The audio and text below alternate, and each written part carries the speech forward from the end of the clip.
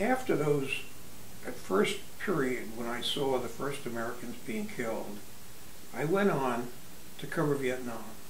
And I wandered around the countryside, and one could do that. The war hadn't begun to heat up that much. At the time, most of us journalists kind of believed that it was a valid cause. Here we are.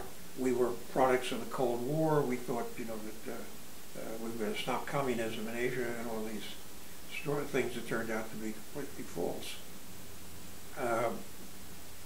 And as I went on, it occurred to me that this was a hopeless situation.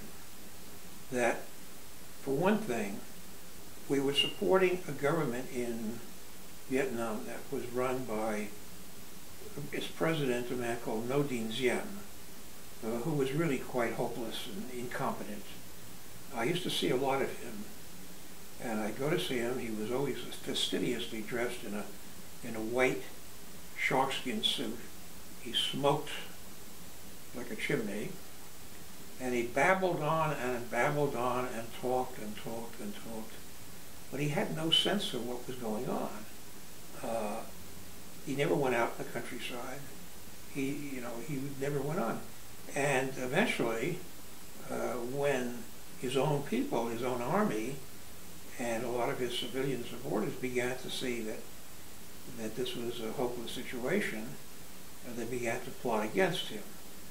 And I began to learn about the plot because one of the plotters, who was in fact his secret police chief, got hold of me, took me out to dinner, and started telling me that, this is a hopeless situation, we have to do something about it. So I got myself clued into this whole business of plots that were beginning to develop. And there were plots, and there were subplots, and there were counterplots, and it was very complicated to figure out who was doing what to whom at that stage. But I lived through that whole thing, and was there when he was actually captured and killed in a terrible way.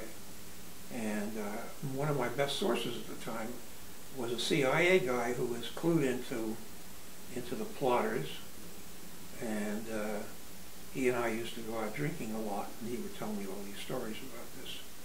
So that was, in retrospect,